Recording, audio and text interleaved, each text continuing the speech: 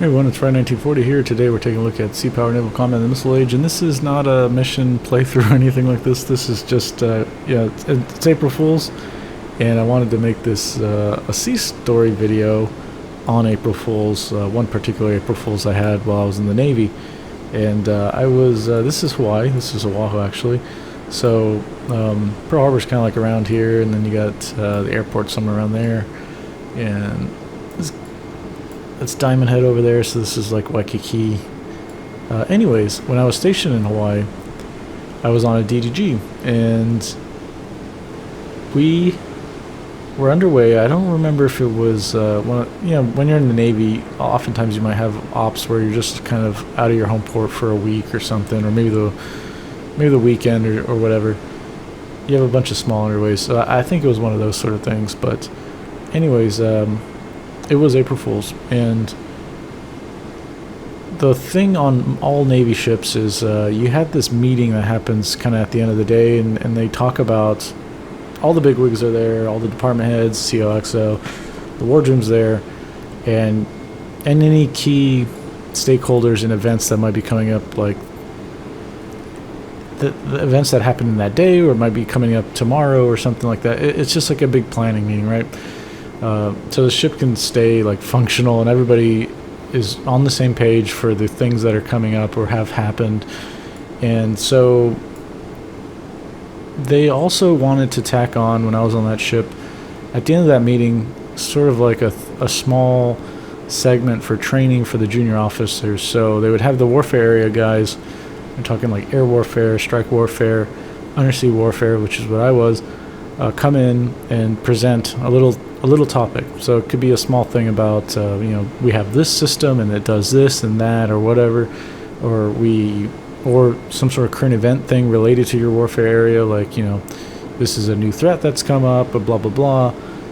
Just general things, and it's just to get basic training to the junior officers, because they have a lot to learn before they become like a truly like pinned surface warfare officer, right?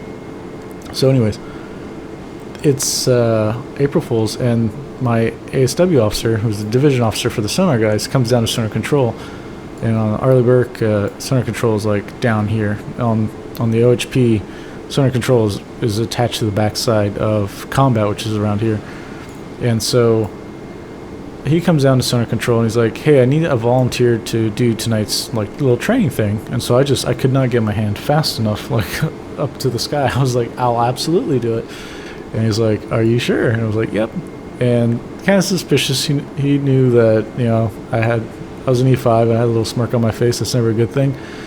And so he's like, okay. So I spent the whole day like making this brief, and I make it very legitimate. Like I use legitimate resources, let's just say that. And I create this brief, and he wants to see what I've done before we go to the meeting. And I show it to him, and he's like, absolutely not. You cannot show this to that meeting. And I was like, come on. And I was like, come on, sir. And he's like, he thinks it over, and I'm like, come on, dude. It's like the April Fool's Day. Like, if I can't do it today, when will I ever be able to do it? And so he's really cool. He's what we call a Mustang. So Mustangs are former enlisted that become officers. So they're really neat because they've seen both sides of it, right? And so they're usually really good with dealing with enlisted people, and just overall they've had more time in the Navy at that point because they've been enlisted for a while. So they're better. They're just naturally like better leaders because they've had a lot of time and they've seen a lot of what enlisted folks go through, to have a bit more empathy and can connect closely to that experience.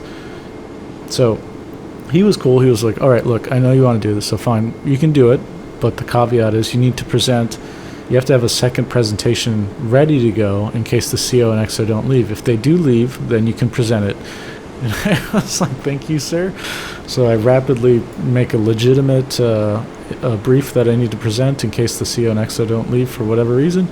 And then the meeting finally happens after some time, and I'm all super anxious because I'm like, man, I want them to leave, and they normally always do, because it's like the daily happenings, and they don't need to be there for the junior officer training, so they normally leave, and of course they do. So I'm relieved, and I'm like really happy that I get to present this thing. and it's finally my turn to like present the the undersea warfare training basically to the junior officers, and we I start presenting basically the entire story of the Hunt for Red October, but presenting it as if it was happening in real time and we didn't know what was going on. And I didn't even change the name of like Captain Marco Ramius. I said that out loud. I said, this is a guy who was I think from Lithuania, and he was a teacher of a lot of the Soviet commanders. And by then we're talking about the Russian Navy, and he was given command of this new submarine that we don't understand, but it appears to have some sort of different propulsion system to it, and we're not quite sure how that works just yet. And it looks like an existing like Typhoon hull, so it doesn't quite make sense that they would modify it in this way after so many years.